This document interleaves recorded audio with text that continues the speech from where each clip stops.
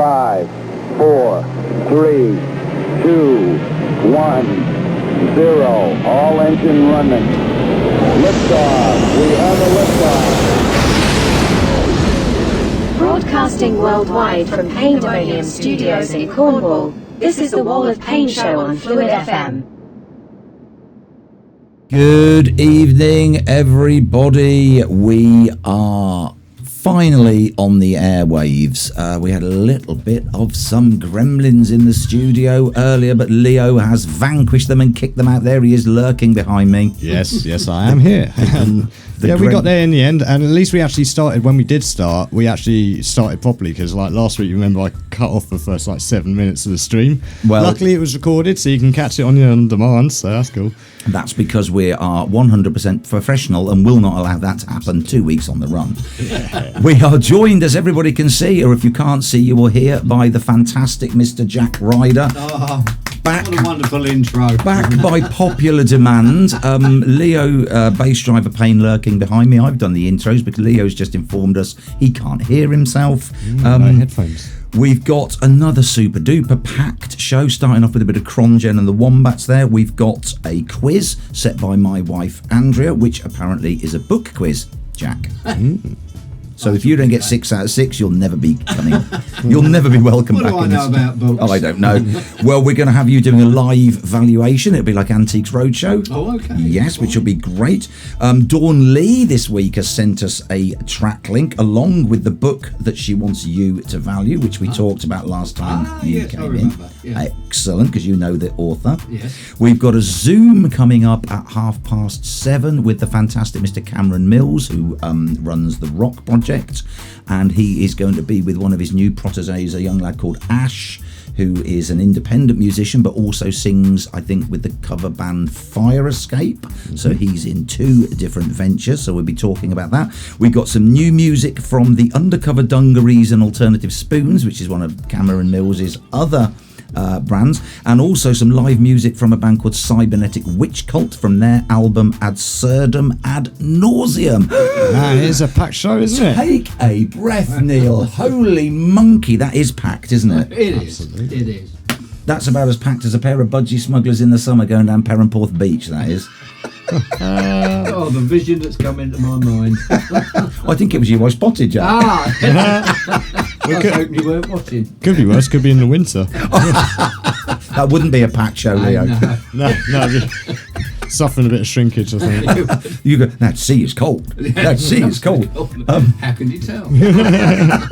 And you've chosen some tracks, Jack. I have, yes. Just some more of my old men's fancies. Oh no, because this one that we're going to play now, right, get your dancing shoes on. I Don't Need No Doctor by the New Riders of the Purple Sage. I was playing this earlier in the car. This is ridiculously funky and catchy. I've got to tell you, this is years ago when I was a boy. This is when Methuselah was a lad. And I was lying at home one night and I tried, there were no radio stations playing anything decent. And I tuned into Luxembourg, and the first track, and you know when it faded in and out, but the first track I got was New Riders of the Purple Sage, I Don't Need No Doctor, and it did something to my brain, and I've loved music ever since. Yep. So. It's funny, we used to have a massive, what we would call back then a wireless, and it was big. Yes, indeed. And with big Baker-like buttons, and for some strange reason we used to listen to Radio Luxembourg. It was the pre-runner to John Peel. It was. I do remember listening to it a fair bit. That played decent music. Yeah. Well, this is some decent music. So let's have. I Don't Need No Doctor by the New Riders of the Purple Sage. Right, everybody, get your dancing shoes out. Have a listen to Jack's first choice. This is brilliant. We'll be back in a few minutes. I'm gone, Jack. Solid gone, man. That is funky, isn't it? Oh yeah. Oh yes. It's one of my favourite tracks of all time, really. I'm not surprised, actually. I've only heard it today, and it's one of my favourite tracks of all time now. I wouldn't buy the album though. The rest of it's not as good. Oh, okay, okay. I'm just whilst we're doing that as well, I'm just looking up the first TrakLink, because as I say, TrakLink hasn't been set by anybody in the studio. It's been set by Andrea, so I thought I'd better look up the first TrakLink. Okay. And we might have to go for TrakLink a little bit early, because at 7:30, Leo is sending the Zoom link to Cameron and Ashh. Okay. Yeah. Good. So so it's. I already have it. Have you got it? I think they've already got it. Oh, they've already received it. That's good then. It's brilliant. So what we'll do is we'll squeeze one more tune in. We'll come to TrakLink and then we can all have a chat to that'd be great. Cameron and Ashh. You like a bit of dance music? Yeah. You'll like this then. David Guetta. We like that. Yeah. Like that, popping along to that, mate. It's a bit of a rambunctious tune. Just saying that you used to get into the discos and have a listen to that, Jack, while they'd still let us in. They won't let me in because of the Zimmer frame. That's the problem. Can't get health and safety. Keep setting the metal detector off when you're trying to get in. Strip down to your pants and you say, "Oh, it's the Zimmer frame." And you're like, "Yeah, I know, but pacemaker." I presumed it was going to be hot, so I stripped anyway. You've been watching the YouTube videos again, haven't you? Oh dear me, YouTube videos. Oh, we've got some videos on YouTube. We need to promote those later. Well linked in, that man. Nice segue, isn't it? Isn't it? That was a little thing you used to drive around on, a Segway. Oh yeah. The inventor of that apparently went over a cliff. Did he? On a Segway. A deserved fate. I think so. I think so. Right, we're going to have TrakLink, because we've just had a text from Cameron saying he's ready to join the 7:30 Zoom, so we'll be having a nice Zoom chat with them earlier. Now, as I say, this TrakLink has been set by my wife Andrea, so I've got... Do you remember when you used to do those things when you were little and you'd have a folded piece of paper and you draw the head? Yes. Then you'd pass it on and you draw the body and then the legs. So I'm folding it down just in case I see all three. Yes. Or more to the point, Leo sees all three and just goes, "Oh, that's..." And he knows what the link is already. Who have we got in the chat room, Leo, that's going to be having a listen to and a guess at TrakLink? We have Claire Landin, Dawn Lee, Holy Crit, Siege is in there. Brilliant. Tom Dilnot, and I think Vic Dilnot's in there as well. Excellent. And we might be getting Cybernetic Witch Cult in there later, but then I've probably got some cream for that, so we'll be right. Antibiotics will do it. We're talking about them earlier as well, aren't we? Oh, I don't Well. know. So here's your first TrakLink. This is Who I Am by Mel C. And we're back in the room, and I've got an extra button I've got to press now because I've got a Cameron Mills button. Hi, Cameron. Hello, how you doing? You alright? I am. And hi, Ashh. Ashh is here. You can just see my cap at the moment. I can see you. Yes, I can see your cap peeking in. Are you not going to get in on the action, Cameron? Well, I can briefly, yeah. We've got a section going on here at the moment, but Ashh is the star at the moment. But it's great. Thank you for having us on. You're more than welcome. Big round of applause for Ashh and Cameron coming in on the show. And this end, as you can see, we've got the famous Mr. Jack Ryder, who's our... Infamous. He's our infamous... Yeah, he's our local antiquarian book specialist. It's all happening on tonight's show. I'm the only one in Cornwall, I think. No, it is all happening. You're absolutely right. And you're in that cathedral room again, Cam, it sounds like. You are the cathedral room, yeah. I thought I would do it because for you specifically, because you've mentioned it a few times. It'd be rude not to, really, wouldn't it? We voice message one another, and I hear Cameron, and I'm sort of like in the van with the rain coming down on the windscreen, and Cameron goes, "Hello, Neil," and there's this big booming echoey voice comes back.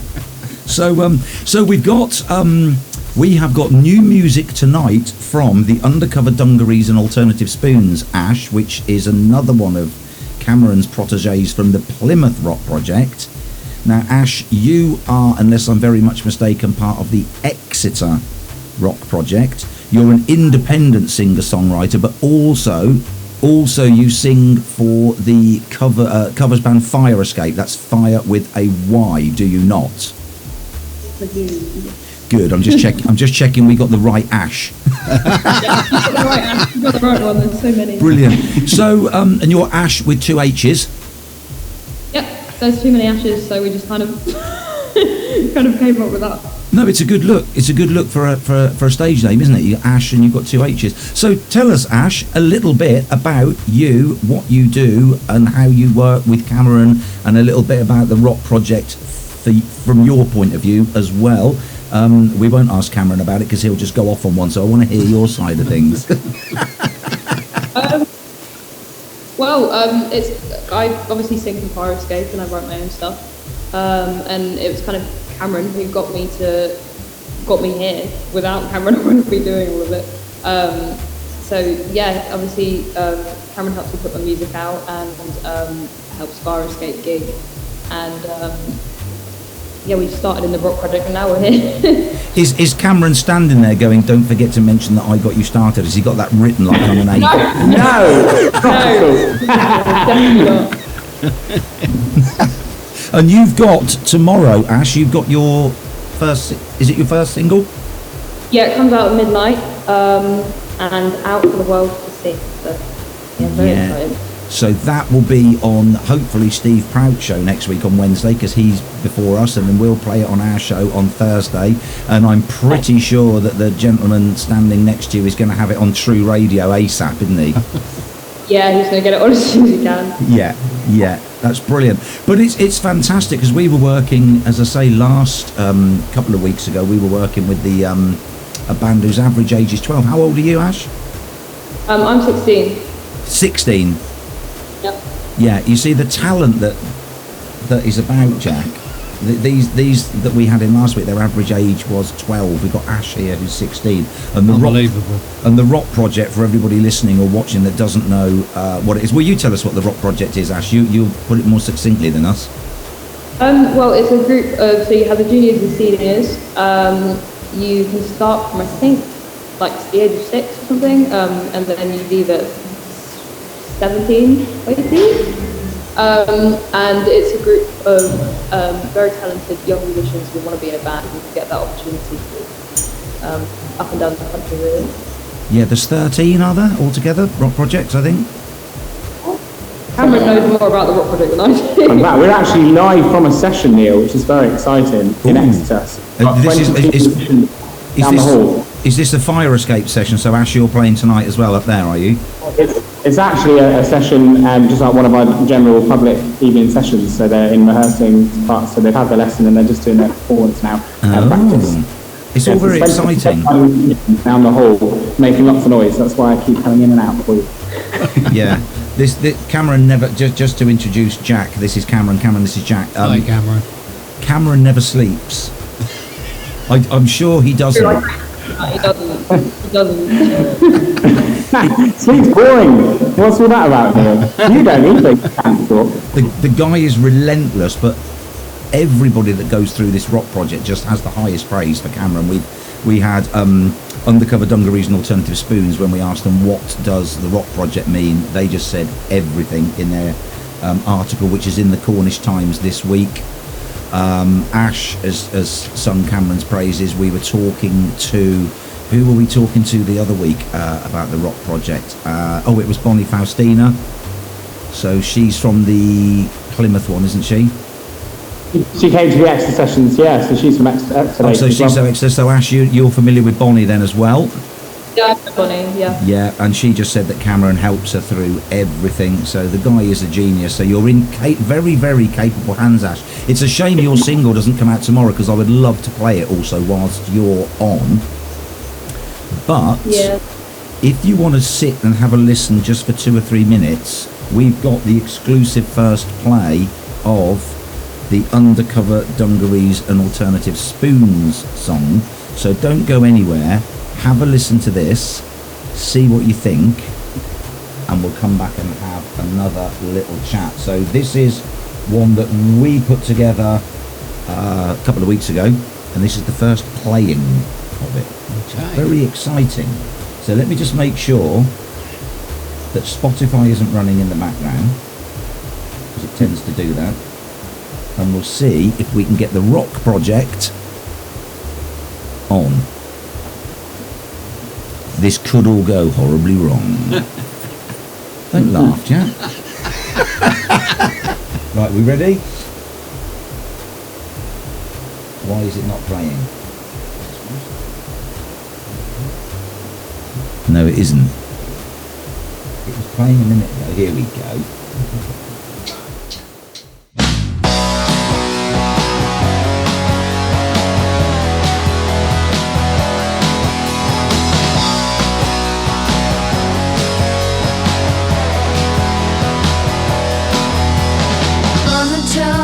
The angels, this could take all night. Think I need a devil to help me get things right.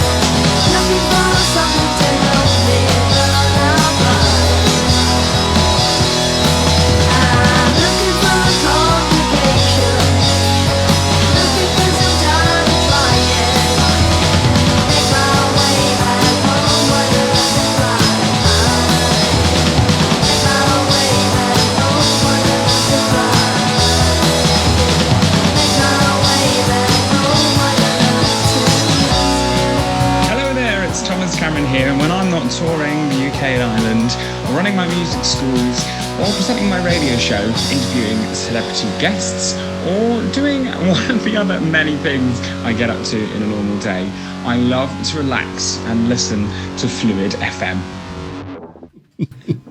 Brilliant. I thought you'd like that, Cameron. What do you think of that, Ash? That's good, eh? Can't believe they're so young.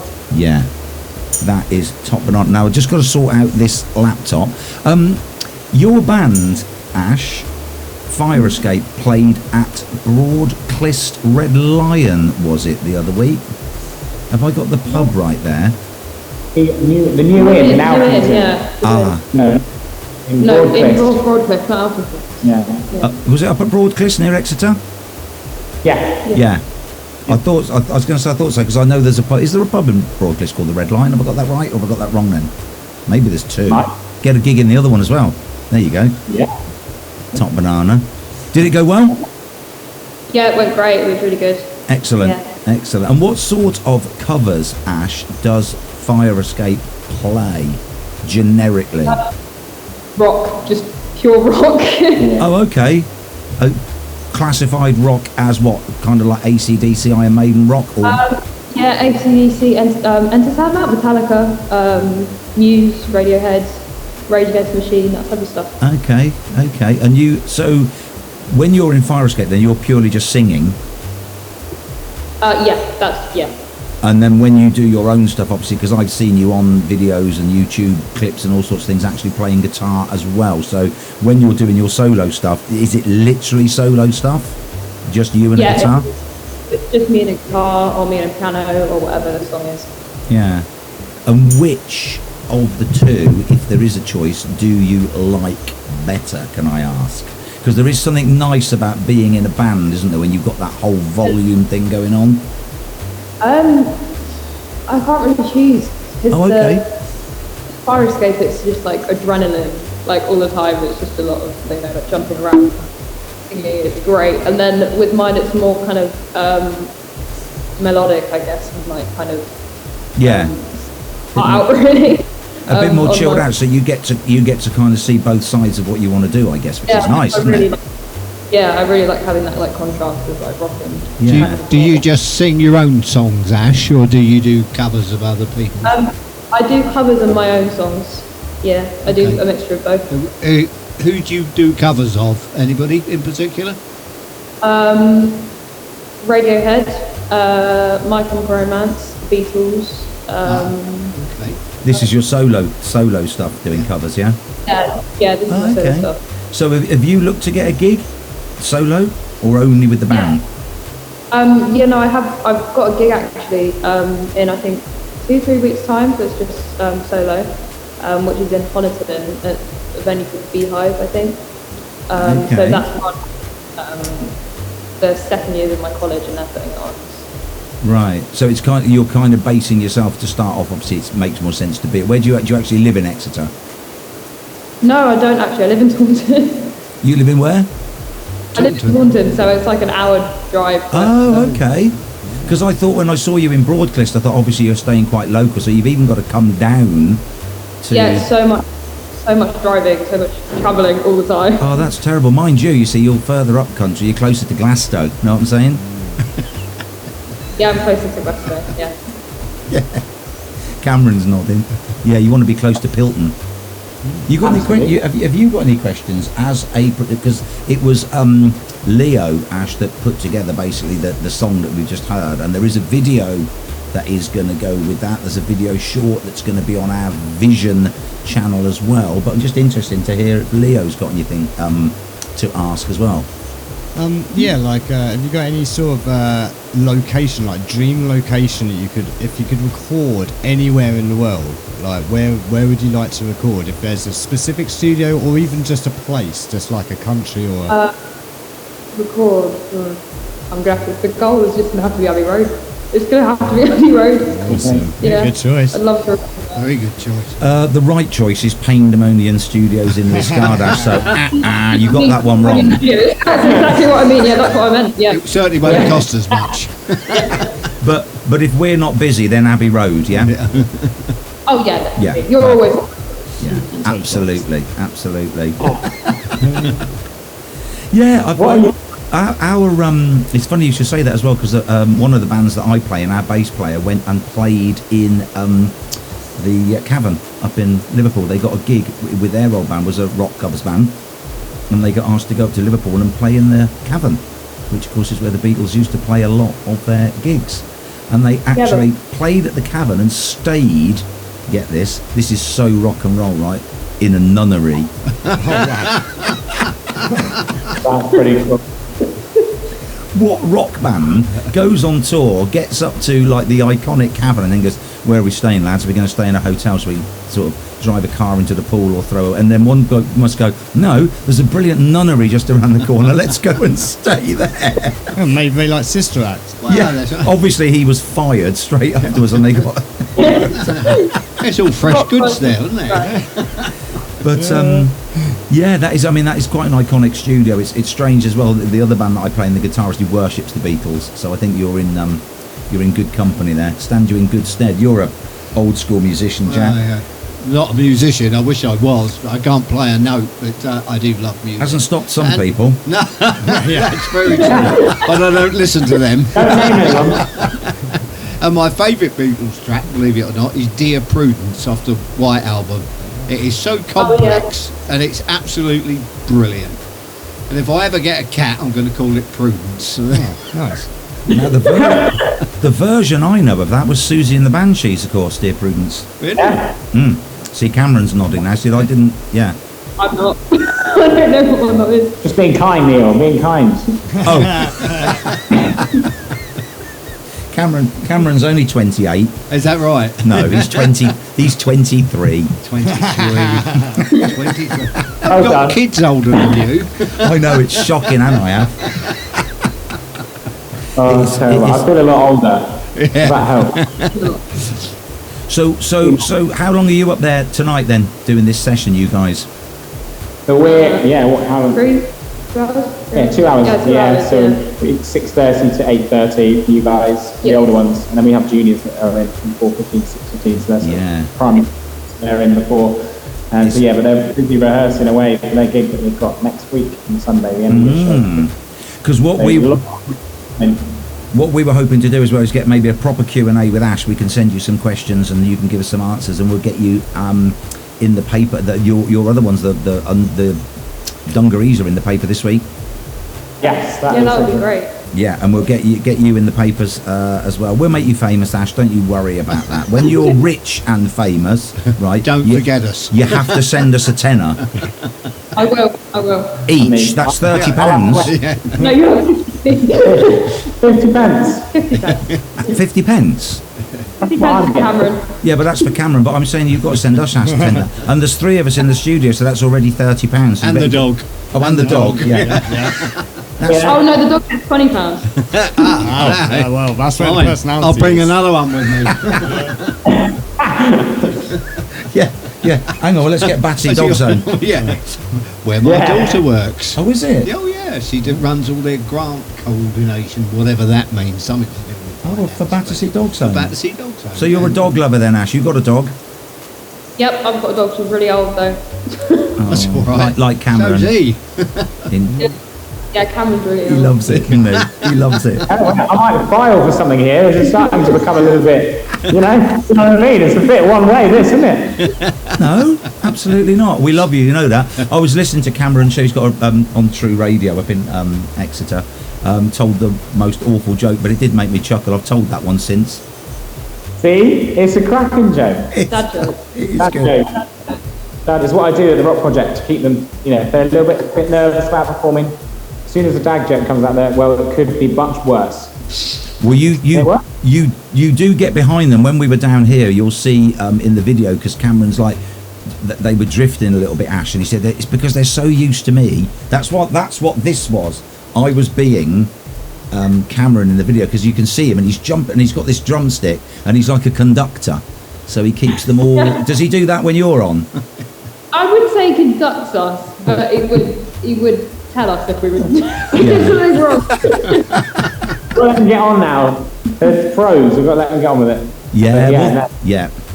But it's all good. It is a very, very, very worthwhile, brilliant thing that you guys all do, because the talent that we've seen, I mean, as I say, I haven't heard Ash's single, but I have seen you on the YouTube doing your guitar and stuff, and we've seen Bonnie, we've seen the other guys. The talent that comes out is brilliant, isn't it? I mean, obviously it's all in there, but you Cameron, and your team draw out that talent. But I mean, you must go in, Ashh. Did you sort of, what age was it when you just thought music is what I want to do? Since I can remember, really, my family is extremely musical.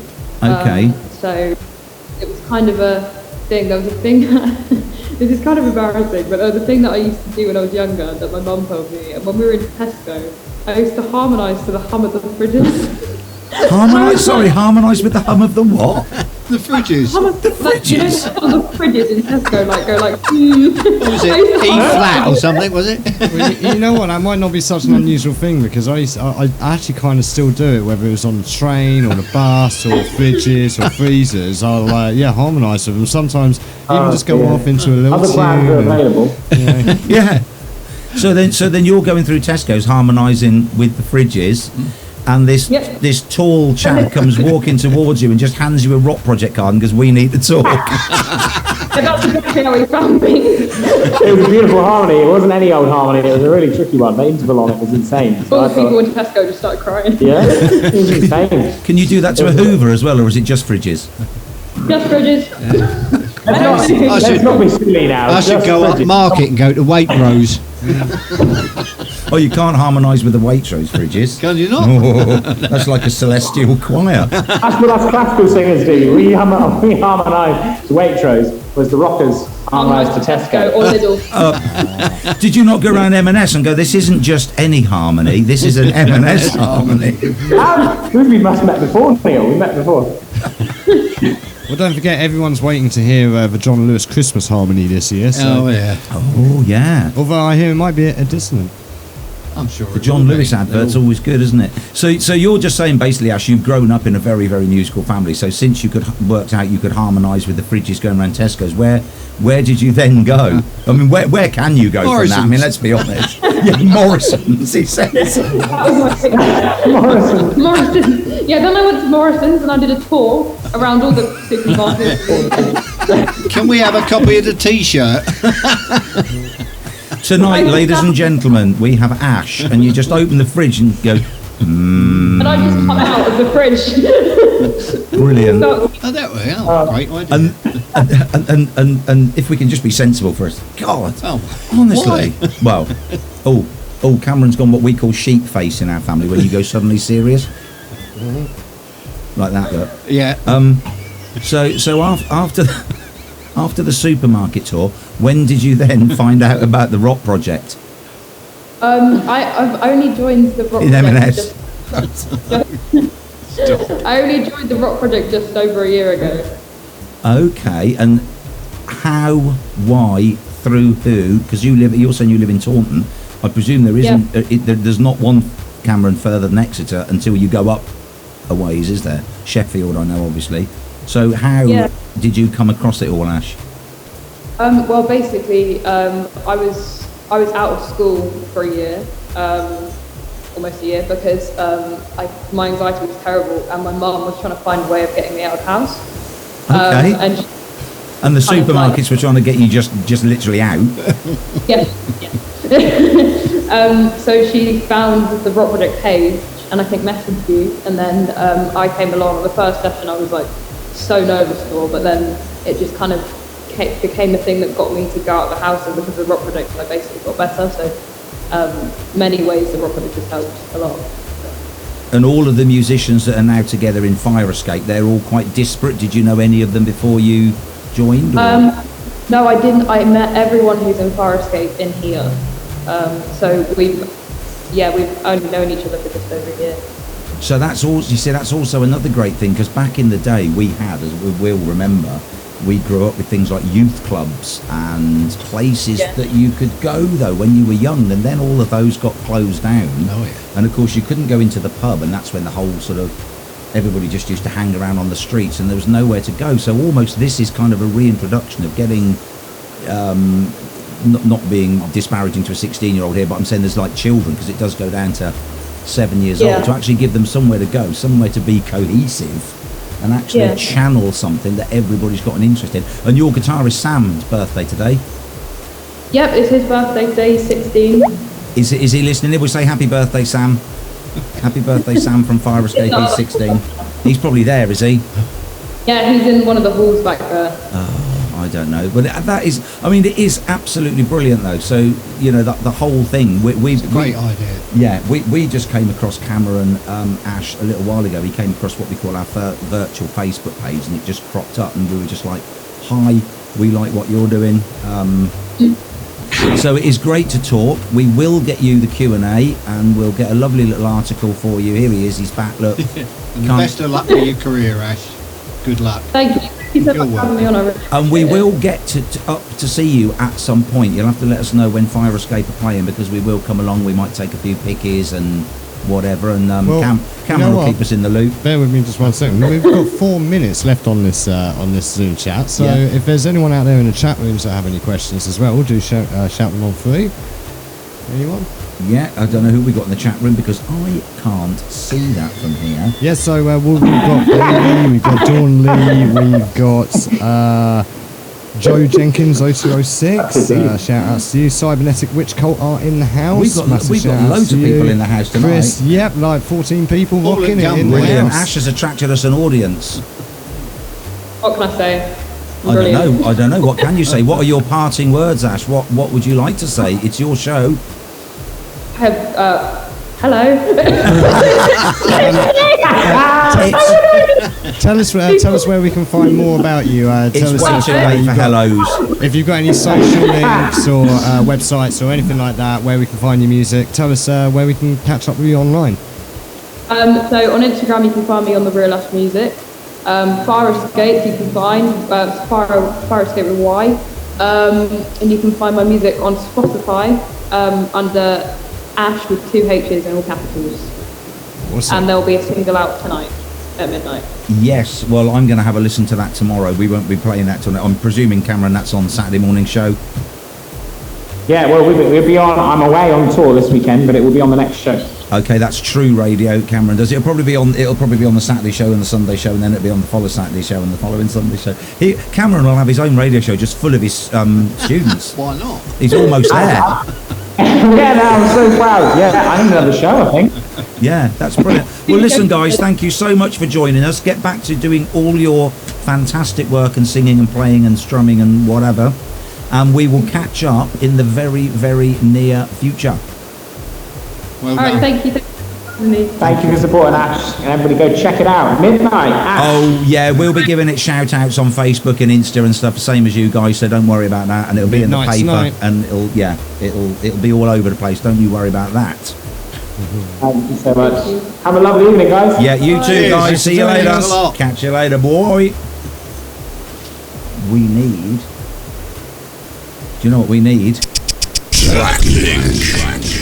Wasn't that lovely? Yeah, all the way from Exeter, Ashh and Cameron. I was going to ask him where he got his hair cut and had they arrested the person responsible.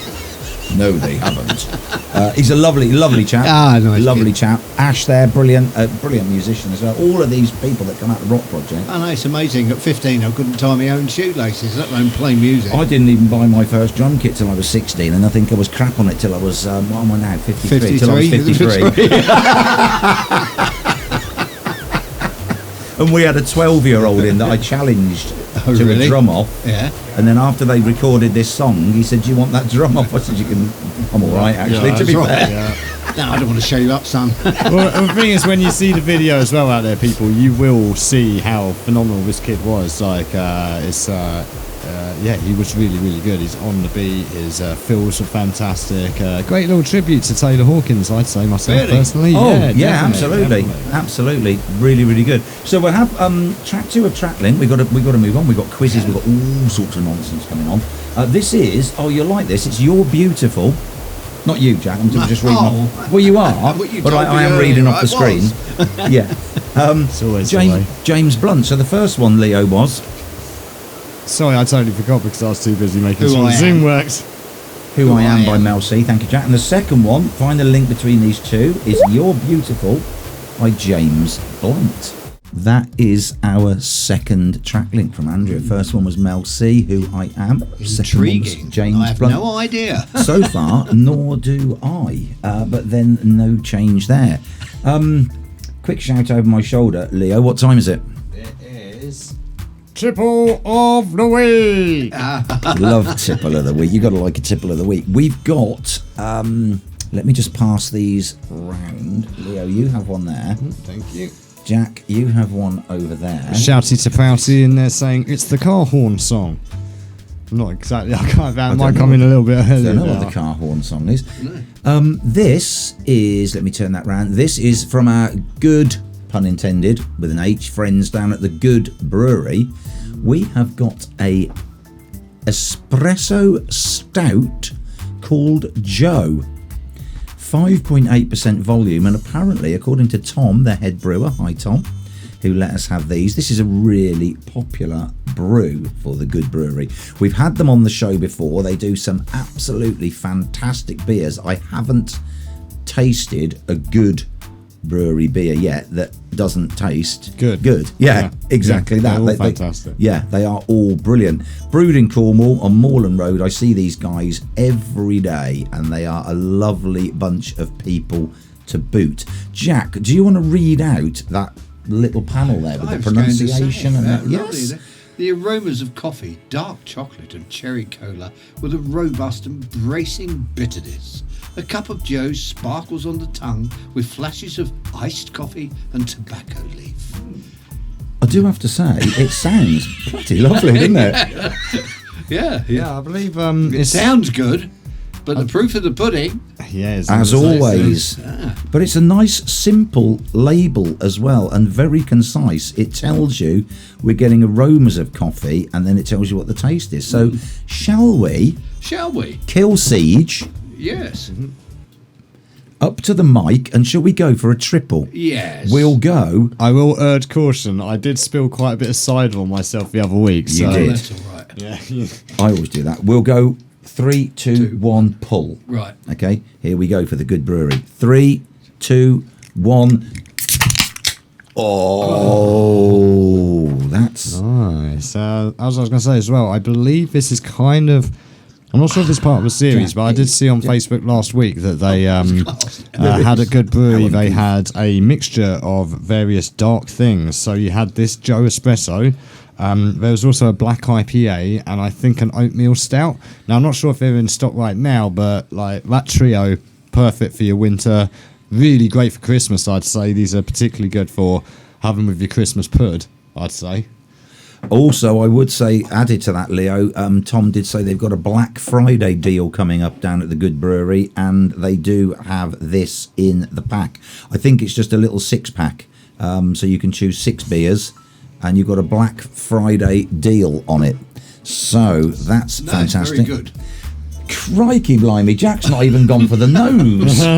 Good Lord, man. Straight down the throat. Have you... So, Jack, tell us, have you got aromas of coffee? Pouty's in the same good head. I have actually. Have you? Yeah. Dark chocolate and cherry cola. I don't know about the cherry cola, but the dark chocolate and the coffee. Yeah, I can get the chocolate. Yeah. And the taste is iced coffee and tobacco leaf. It's got a sort of aroma reminiscent of the Young's double chocolate stout that they used to do. Oh, that is very nice. I'll give myself a little stout tash there. Yeah, well, you have to. Oh, that is nice. It is, isn't it? I'll tell you what, this is the concern though with the Good Brewery Company is this is almost 6%. They don't brew. Oh. They don't brew 5 and drives. No, they don't do that sort of thing. But that is nice. I like that. And it's really lovely deep flavour to it, but not too rich. Like there's not too much of a sweet edge to it. It's not gassy either. No, yeah. And I'm definitely getting that coffee hit. That comes in afterwards. Yeah. That's got to be one of the most coffee-ish flavours. Kavifi flavours I've got from an espresso stout of any kind, to be honest. That's quite amazing. I'm not a massive stout drinker, so I wouldn't go and choose stout. So when I had these off Tom and I said, we're looking for something stouty, portery. And you know what? I would actually probably use this in making a Christmas pudding because obviously you put a bit of... normally people might put another brand in there from Ireland, but I would suggest this would really add an extra little punch to your Christmas pud. It does smell very Christmassy. You were just saying about pudding. I'm almost now smelling Christmas pudding. I think that's a what's that called? Subliminal. Word association. That's what it is. I'm smelling Christmas pudding. Very, very nice. And of course, it's called Joe. Yeah. So there's only one tune while we're imbibing this that we can listen to. Certainly is. And we'll come back after we've listened to this, and I think we'll have a book quiz. And our special guest Jack Ryder is going to do an online book valuation for our good listener Dawn Lee, who's posted us a book that she mentioned to Jack beforehand. So let's have a little listen to this tune. I'm not even going to introduce it, because if you don't know it, I mean, if you don't know it, you've got to know you're this, not alive. Yeah. And then we'll be back. The late great Jim Hendrix, of course. What was that story you were just saying, Jack, about seeing Hendrix? Yeah, I first saw him. He was third on the bill at the Savile Theatre in Shaftesbury Lane. I think the week before he played the Marquee, and they got him on, and we'd never heard of him. And he came on stage with the rest of the band, with the two of them, and Noel Redding and Mitch Mitchell, and he just blew our minds. I mean, our ears were bleeding. Yeah. It was that loud, but he was absolutely unbelievable. I think he was kind best of guitar player I've ever seen, and I've seen a few. I don't think there was anything like him, and I certainly probably don't think there's been anything like him. There's a couple of players out there now that can sound like him. One who sounds identical to him is now dead, Stevie Ray Vaughan. Right. Stevie Ray Vaughan can do Voodoo Child, Slight Return, and you couldn't tell the difference. The other guitar player who's very, very good and sounds like Hendrix at the time was Prince Rogers Nelson. Prince, yeah. Yeah, he was fantastic. In fact, he was indeed. He played with a few bands. Did he actually play with Hendrix? Who? Prince? Prince. No, he opened for the Rolling Stones once and got booed am I off the thinking stage. Santana or something? He played with someone. I can't. My memory is unfortunately not what it used to be, but he did play early on with someone really famous like that. He was like in their backing band. Yeah. I wish I could remember who it was. It wasn't maybe James Brown even. Get up, let me get up and do my thing. Yeah, he James did play Brown. with a few people, I must admit. Talking of famous people, we're going to play a cybernetic. We're going to have a quiz in a minute, but first we're just going to play this track by Cybernetic Witch Cult, and this is linked with famous person as well, or famous people. Bizarre, quick little story behind us playing this, and I think big shout out and a wave to Cybernetic Witch Cult, because I think Byron is listening in. Is he logged into the chat room, Leo? Yes, we do have the Witch Cult in the house. Brilliant. Hi, the Witch Cult. Leo, this is going to be right up your street when you hear this. You know, like when a band, it does what it says on the tin. If you say Cybernetic Witch Cult, you're not thinking it's going to be like Dixie or folk. It does do what it says on the tin. But I was delivering a electronic drum kit to this house in Perranporth, and this lovely chap opened the door, and I said, I like it when I deliver something like this, you know, who's the drummer?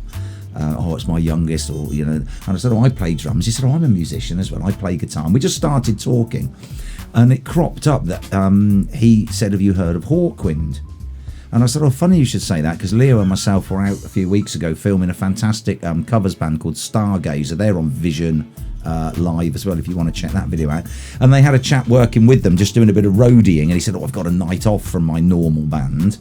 And I said, who do you normally play with? And he said, I'm the bass player for Hawkwind, just in Callington Social Club, as he is. Yeah. And so I said to this chap, Byron, I said, I was talking to Doug, the bass player from Hawkwind, only the other day, to which Byron says, he's the bass player in Cybernetic Witch Cult.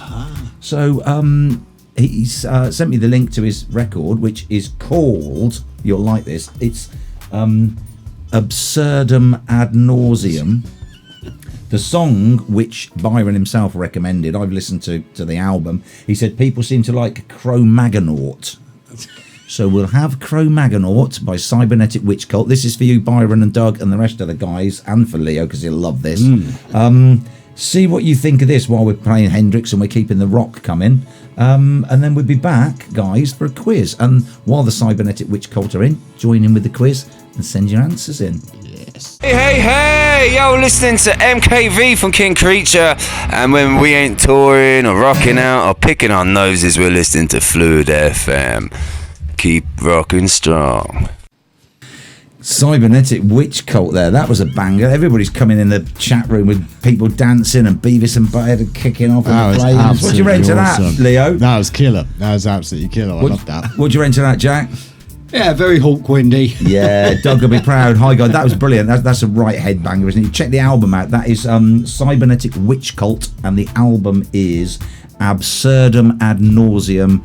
Spotify, YouTube, Apple Music, all your normal platforms. The whole album is good. There's a tiny little intro on it, and then it sort of gets. It's all that stuff. If you like that stuff, which clearly we all do, you're gonna like the album. And of course, we will have links in the on-demand section. If you want to go listen again and watch again, we'll have links out to it there.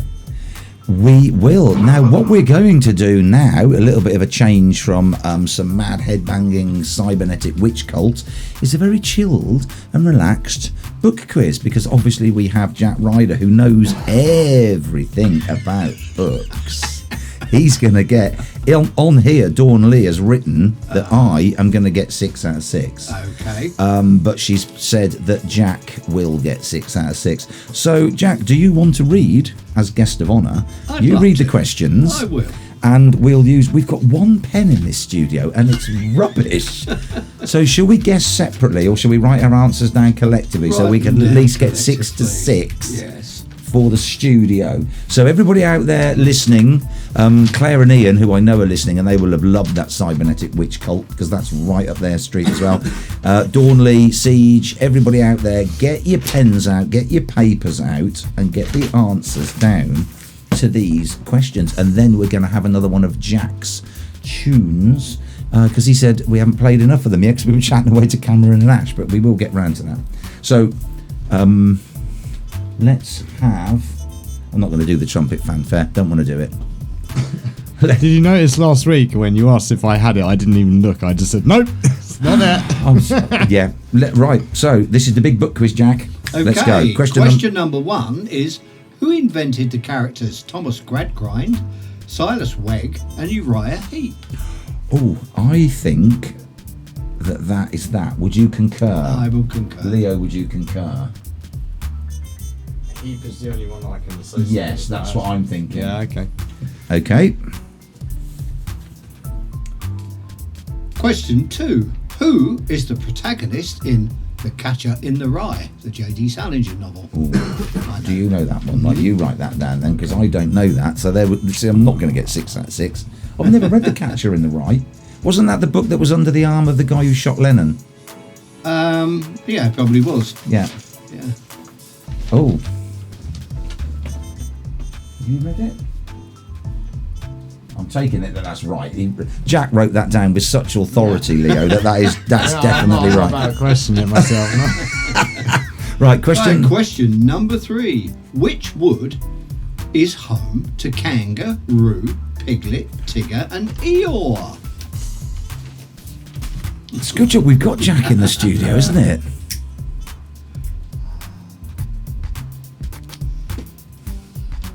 I know it's not the animals of farthing. Oh, of course it is.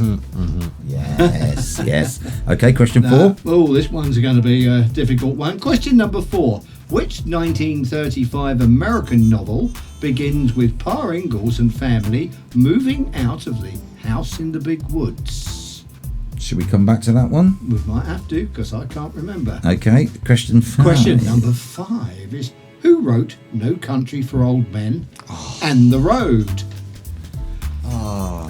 Jack, you just keep the pen and the clipboard and just write the answer. Do you need really, the answers, or really should know this one? Because we will do, because I think there's a couple on here that I don't know, which is outrageous. Whoever set these questions. Yes. Oh, but yeah. obviously I didn't get that. So, No. But yes. Question number 6. Piscine Molitor Patel and Richard Parker are the main characters in which novel? Say those names again. Piscine, Piscine, Molitor Patel and Richard Parker are the main characters in which novel? Okay, just say them again because they're pointless. They're not even sinking in. I mean, what is that? Piscine Molitor Patel. I think I might. Oh, okay. Piscine Molitor Patel and Richard Parker are the main characters in which novel? Peter Parker. He's the main character in the Spider-Man novel. Yes. They've got. Why has Dawn Lee put 6 out of 6 today, Neil? I only knew the first one. There you go. Oh, Leo's coming with that one. While we're thinking about those, you're quite right. You are quite right. While we're thinking about those answers, everybody, Jack, would you like to introduce your Warren Zevon choice for this evening? Because this is another great tune, isn't it? If you guys don't know who Warren Zevon is, he's passed, I'm afraid, died of cancer a couple of years ago. Fantastic songwriter, fantastic musician, and very dark humour. And he wrote this song just after he'd been diagnosed with terminal cancer. And what is it called, Jack? My shut up. It certainly was, wasn't it? Great tune.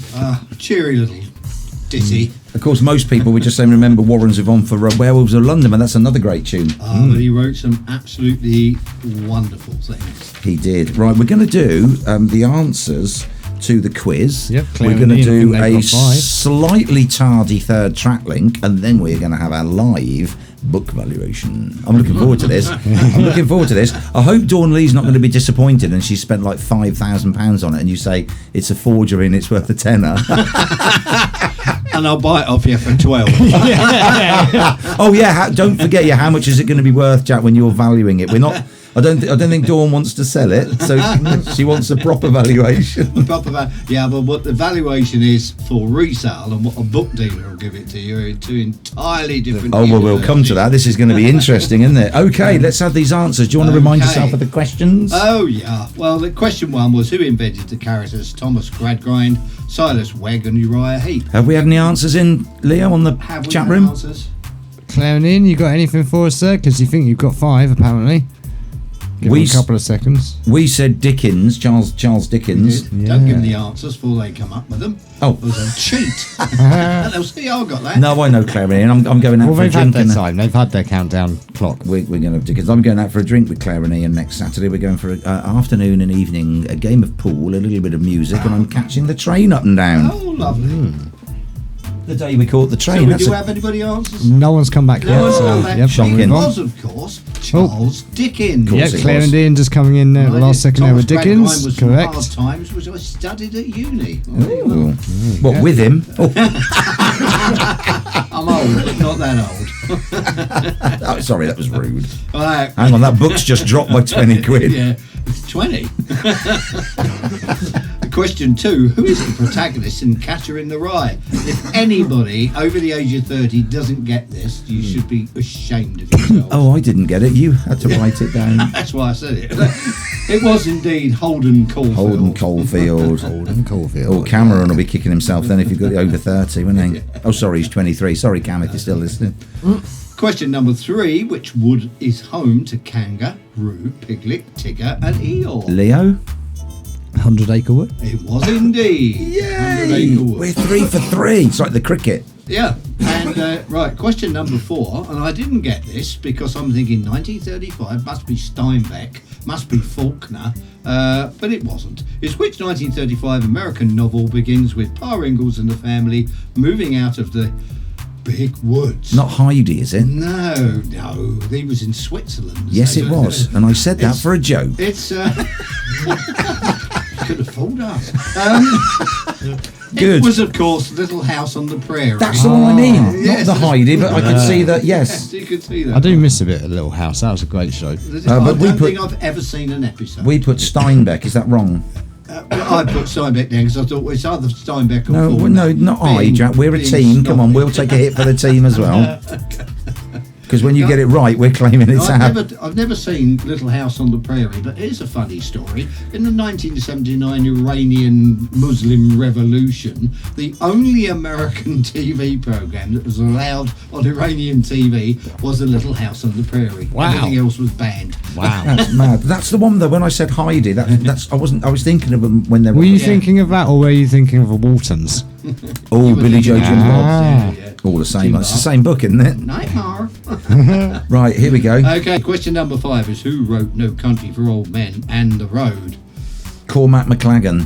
No, Cormac McCarthy. Yes, Cormac McLagan was keeper Is that for a case of trying to copy the person next to you and misspelling and he is it? a fantastic novelist. If you ever get a chance to read All the Pretty Horses, read it. It's Awesome. quite magnificent. Nick Cave wrote a song called All the Pretty Horses. I wonder if that's based on that. I don't know.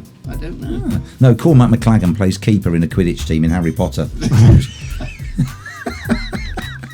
Cormac McCarthy, so we got that one. He's the only guy I know. Counter argument that. What? I've no idea. He's the only guy I know who can literally bring everything back to Harry Potter somehow. What can I say? Right. Number 6 was Pisky Molitor Patel and Richard Parker are the main characters in which novel? Leo. Leaning on that one. Leo, go on. Life of Pi. It was indeed. Wow. And Martel. If anybody's interested, I've got a copy of his latest novel signed by him in stock. Awesome. And interesting synchronicity The High there. Mountains of Portugal. We actually mentioned it last time you were here. Well, we were talking about films transitioning over to books, and that was the one that I said, like, I wasn't really into the film I as haven't much. sold it since the last time. Plug it again. Yeah, so it's a good book. Good book. How many people won? Well, Claire and Ian looked like they definitely got 5, was it? I think there. 1, 2. Oh wait, 1. If my screen will stay still, there we go. 1, 2, 3, 4. Yeah, 5. And we got so 5. Claire and Ian got 5. Yeah. The only one that I got was Dickens, and that's the one everybody got. I didn't know any of the others. So technically, had I been left to my own devices, I would have got 1. Well, was that called the Easy Book Quiz? The Easy Book Quiz for me is what is Blyton's first name? Ethel, Arthur, or Enid? You know, let's have a bit of multiple choice. Let's have, never mind multiple choice. Let's have one of these. TrakLink.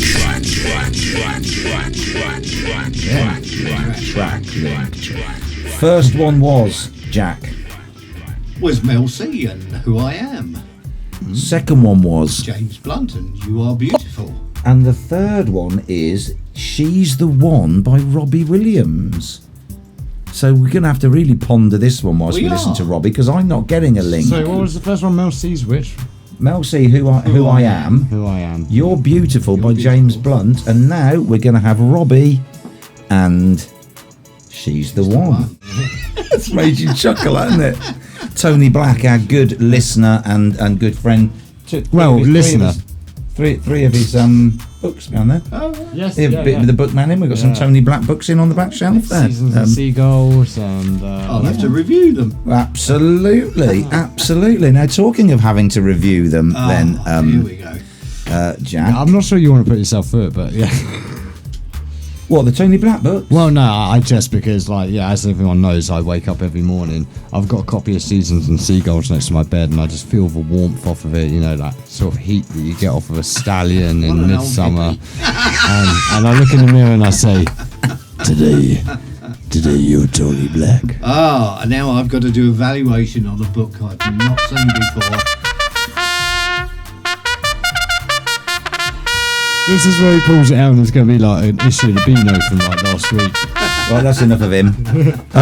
Where did you find him? I could have sworn I got rid of him from the playlist. No, you tried to have him shot, but I reinstated him. The first thing is the lady who sent this in did pack it very nicely. Excellent. Now, what have we got? What have we got there, Jack?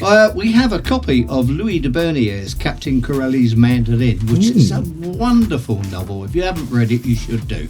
I've seen the film. What you shouldn't do is go and see the film, because the film's awful. Funnily enough, this is how we got onto Life of Pi last time. Yeah, but it's absolutely lovely.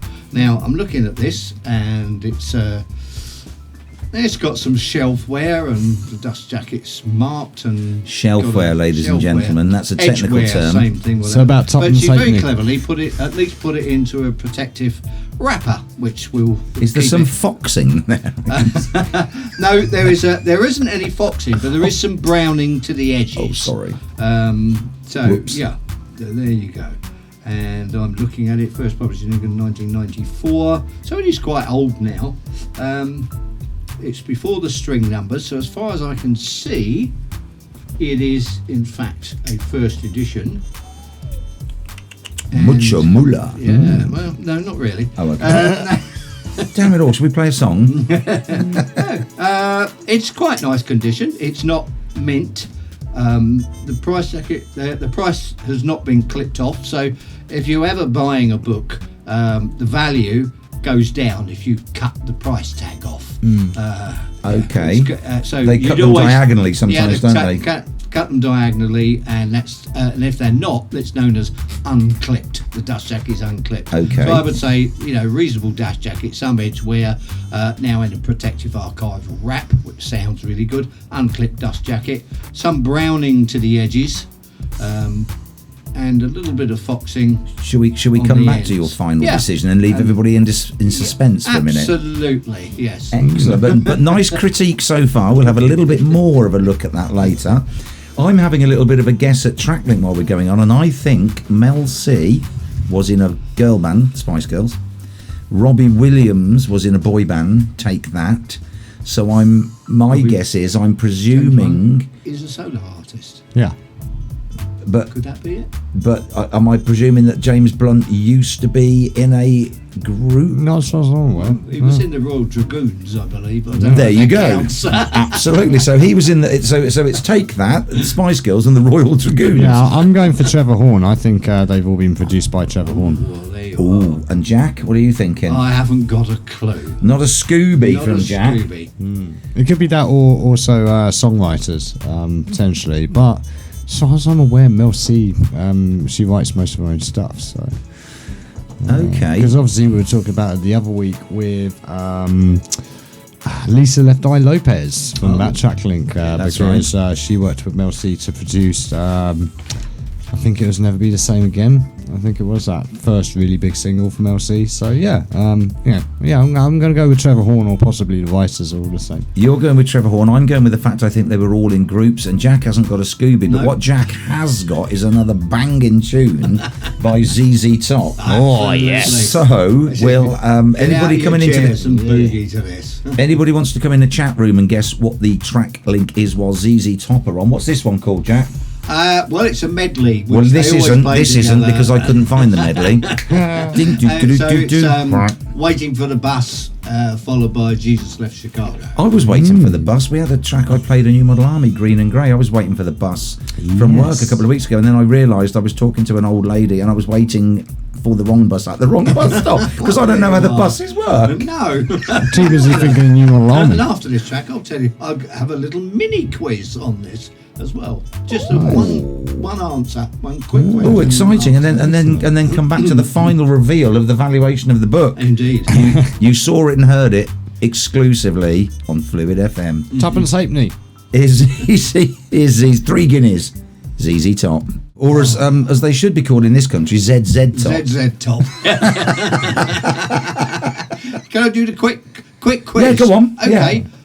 All of them had beards in the band except for the drummer. What was his name? I know. Can I answer? Yeah, you can answer. Tony Beard. No, Frank Beard. Oh, sorry. It was Beard. The only man who didn't have a beard was Frank Beard. Yeah, fantastic. That's great, isn't it? Hang on, that deserves this because we haven't had one of them. We haven't. The continuing saga.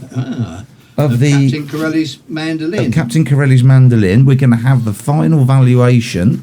Leo's going to do his your home is at risk if you do not keep up payments on it spiel for selling all the websites and the merch. Yeah. And then we'll play out finally after we've given the answers to TrakLink, Jack, with your final choice. Oh, lovely. So on with the book, good sir. Well, it is a first edition. It's not bad condition, but it's not mint. So a collector probably wouldn't buy it. If it had been signed, I would say it'd probably be worth, maybe you know him. £100. You know him. Hey, I do know the fellow. Well, can I leave it with you? If he comes in again, I will. But I would say £30 to £40. 30 to 40 quid. Is that all? That is all. Yeah, that is all. Oh, I think Dawn Lee might be. Well, if it was signed, it would obviously be worth more because he is an important writer. But as I say, I've got my copy of his latest one of his latest novels, which he signed for me, is still sitting in the shop, and we've only got £20 on it. Oh. So, you know, perhaps I could get Stephen King to sign it. Well, then it would be worth thousands and thousands. But there you are. If you take something like Churchill, I'll give you Winston Churchill. Yes. Right? Okay. The River War, published in 1899, about the conquest of the Sudan. 2 volumes, first edition in really nice condition, would cost you between £3,500 and £5,000. If he'd signed it, you're looking at probably 25,000. Right. If he'd inscribed it to somebody famous like Edward VI or something like that, it'd be worth 50,000. Right. So there you are. Incredible. Now, but it depends who signs them. you said that I can bring anything back round to Harry Potter, Jack. So I'm rising to that challenge. Yes, go on then.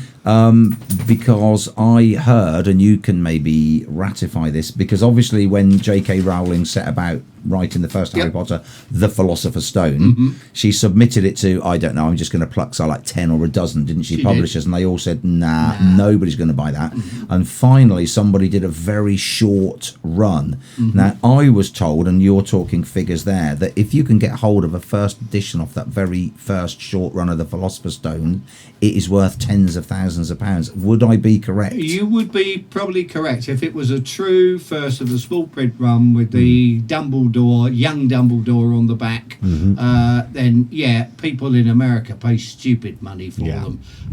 I've heard of them going for 35 grand. Right. But put it this way, I have the Ted Smart first edition of the Philosopher's Stone. Right. Which has also got the original dust jacket on with a Dumbledore, so it's a first class. Mint condition in my shop is £175. Oh, okay. And I've got about 4 or 5 other Harry Potters. Have you? Oh, yeah. First editions? Yes. Mind you, the first editions of things, I think, from the Goblet of Fire onwards. No, Yeah. because there were millions in print, weren't they? There was. And they're worth about 10 quid each. Yeah. I mean, I've got a couple. I think I've got one of them, actually. They're between 40 and 175 quid that I've got for the 3 rarer ones. So we need really Philosopher's Stone, Chamber of Secrets, maybe Prisoner of Azkaban. You do, and you need them signed by J.K. Rowling. Damn it. Hopefully with a typo error somewhere in there. Oh, that makes it more. Oh, yeah. What a typo error in the print or in the... In the print, often. But or they get a name wrong. I mean, sometimes, you get all sorts of weird things. So an error is worth more than... Yeah, because collectors are mad. So if this had a typo in it... Yeah. So you'd have to read the whole book, though, to know whether there's a typo in it, would you? Or are you talking about only a typo in the... But there are maniacs out there who will do that. And if then that puts the value up. It would put the value up, yes. Oh, okay. On certain books, not on everything. But, so a novel that nobody has bothered to read has sold about 300 copies, and it's not going to be worth anything. And then obviously if this author was to, or any author, I take it as in with art, was to sign that and then they died, then does the value always go up or not necessarily? Not necessarily. Depends who the author is. I've got lots of dead authors that have signed books in the shop and they're worth no more than 10 quid. Okay. But it's who signs them and who's the association with that can put the value up. I mean, I have a book on the war in Gallipoli in the First World War, written by a guy who was aide-de-camp to Liman Saunders, the German in charge of the Turkish troops. It's quite a rare book. It's got a dust jacket on it. It's a bit grubby, which probably in its state is worth £95 or £100. Okay. Except it was owned by Hamilton, who was the GOC of the British Army on Gallipoli. Right, so that then increases the value because of who the owner was. We've got 5 minutes left running towards the end of the show, Jack. Do you want to sell your shop whilst you're on and tell people who you are, what you do? Because last time we learnt that you did a bookbinding service. We do a bookbinding service. Now, since then... But where are you and what is the bookshop? Right, okay, we're in number 10 Pike Street, which is in Liscard, opposite the museum. I'm virtually a one-man band, occasionally have a bit of help. The shop is always a mess. You trip over everything. We've got 3 rooms of books piled everywhere, and we do anything from natural history to military history to poetry, antiquarian books, woodlice books, Cornish stuff, books on woodlice. We do loads of stuff, and our books start at £1 and will go up to a couple of thousand on some of them. But when we do nice books at reasonable prices, especially if you want to get something nice for Christmas. I've just got in a brand new set, hardbacks of the Narnia Chronicles. You know, oh, nice. In a box set, very nice. Retails at £90. These are mint condition. I think I've got them at 45. See, if you've got the book for the book lover in your life, look no further. Well, there's a question for you, Neil. What's the first book in the Narnia series? Is it The Lion, the Witch, and the Wardrobe? No, it's not. The Magician's Apprentice. The Magician's Apprentice. I should know because there's I've never read it. Well, yeah, that's the thing. Like, literally, no one knows that book even exists. No, it's there's like the it's a Magician's prequel. Nephew. I did on Audible when I used to buy Audible physically on disc. And they are narrated by Michael York, fantastic British, very plum in the mouth actor. Hello, Austin. Exactly. And I've got the CD somewhere, and it is. Yeah, you're right, Leo. Sorry, it's the Magician's Apprentice, the Magician's Nephew. Then the the Magician's Nephew. That was it. And I think the Lion and the Witch is the third one, and then it goes on. What's the fight? They're Dawn, Treader, Prince Caspian. The last one? I'm not sure. The last battle. And what's the name of the lion? Aslan. That's Other interesting little fact there as well with the Harry Potter thing was my sister was the buyer for Waterstones when that first turned up. And she only put it in because there was literally nothing else to fill. And she was super upset as well because like that was the first one that got pulled and then they edited it and put it back out again. Yeah. And the thing is, she had also put in Northern Lights by Phil Pullman. And obviously Harry Potter absolutely decimated the Phil Pullman, but she was particularly keen on the Phil Pullman. She thought that was a better Pullman's series. Very, very good. And they're very good, whereas, I mean, I don't particularly like Harry Potter, but he's very famous, so I must be wrong. But yeah, and I don't like C.S. Lewis as Christian propaganda. Well, Sorry to offend anybody. I mean, to be honest, I find like because he worked so closely with Tolkien, I don't know if something just he was looking over the shoulder or something. There's just so much like indicative stuff that he'd obviously just sort of grifted off of Tolkien. We got some weird Tolkien stuff in as well. Now, very rare books. Interestingly enough, I got a little story about Tolkien. I was just going to say on the back of that, I do read a lot of children's books and I read a lot of young adult books. Karen Menace is a very good young adult writer. She's just had her first series put onto, we haven't got Siege in the background, on Netflix, which is One of Us is Lying. She writes all the One of Us is Lying 2 Can Keep a Secret. Very, very good. But I was just going to say about Tolkien. I mean, I'm not a massive, it's horses for courses, isn't it? But a friend of mine, good friend of mine, Martin, he used to live in Oxfordshire, and he went round to Tolkien's house, and Tolkien did, when they were very young, he did them a reading from one of the books, and they sat with some of his friends and had Tolkien read Tolkien to them. Wow. Now that's pretty. Whether you like Tolkien or you don't, that's a I've read Lord of the milestone. Rings about 25 times. Yeah, It's fantastic. but the films to me not so good. I didn't like the films at all. No, For me, the best one so far still is the Ralph Bakshi one. Like that one I like the most, just because of the sort of artistic lunacy of it, of filming the whole thing and then rotoscoping the whole thing. It's a real shame they didn't get to finish it. But yeah, the Peter Jackson ones just don't do it for me. I've watched them all, but they don't do it for me. Right. I'm just going to say my final few bits and pieces, and then we'll go over to Leo, who's going to, as I say, read everybody the thing that he does brilliantly. Thank you to Dawn Lee for the quiz, which was brilliant. Thank you to Andrea for the TrakLink. Did anybody guess in on the chat room? No, we haven't had anyone yet. Is anyone in the last few seconds of this show want to have a little stab at the chat link? I've got a memo written by my wife, Neil. If you get this right, so I presume I'm going to be wrong, then I know you've cheated, smiley face. So I'm saying that they were all in bands or boy bands or girl bands before. Leo's gone for the horn. Any last guesses? No, honestly, I haven't got a Scooby. Okay, so the answer is, if nobody has come in on the chat room. Nope. Oh, good grief. That's a toughie. It's not they're all Northerners, is it? Leo's wrong. Okay. I'm wrong. How old's Robbie Williams? And he's late 40s. Yeah. How old's Mel C? In her 40s. How old is James Blunt? Must be in his 40s. The answer is, if you'd like to read that out, Jack. They were all born in 1974. Wow. Oh my God. Well, we haven't had a TrakLink about age, so very, very good. I wasn't even thinking about that. I was 24 when they were born. Could be my children. There you go. Well, if they were, you wouldn't be running a bookshop. You'd be on your own private island somewhere in the Caribbean. Possibly. Jack, do you want to? I'm going to say toodle pip to everybody. Jack, do you want to last few words, and then Leah will read the riot act, and we will thanks once again, people, for letting me on your show. I'm hoping in the new year to have my own, where I shall be playing the type of music that you've been listening to tonight. Absolutely. So, look forward to that. Look forward to it very much so. Yes. Oh, not hopefully, you will. No, I mean, yes. No, hopefully they'll listen. Oh, they will. A massive thanks to everyone that's tuned in tonight as well, and all of the people in our chat room, Dawn Lee, Claire and Neon, the Holy Crit, Siege. God, we had so many more as well. Cybernetic Witch Cult are in. Cybernetic Witch Cult, like loads of people in. Like the Dill Knots. I can't. Yep, Diddly D's. Big shout out to them too. So thank you everyone for tuning in. And don't forget that if you do want to catch up with everything, then you can do that at fm.fluidrecords.co.uk or vision.fluidrecords.co.uk, where you'll find all of our on-demand system. We've got over 160 radio shows and somewhere over, I think, 80 video shows now.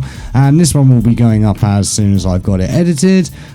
So yeah, do check that out. Don't forget to feed the head of algorithm. Like, share, comment, subscribe, comment, subscribe and follow. You can find us at Facebook at Phluid Records, at Twitch at twitch.tv/Phluid Vision, and our new handle on YouTube, youtube.com at Phluid Vision. There you go, that's the whole lot. And tonight we're going to play out on my last track, which is Susan Tedeschi. Look her up if you haven't seen her. She's been around for years. Here she is singing a Bob Dylan song, Lord Protect My Child. Good night all.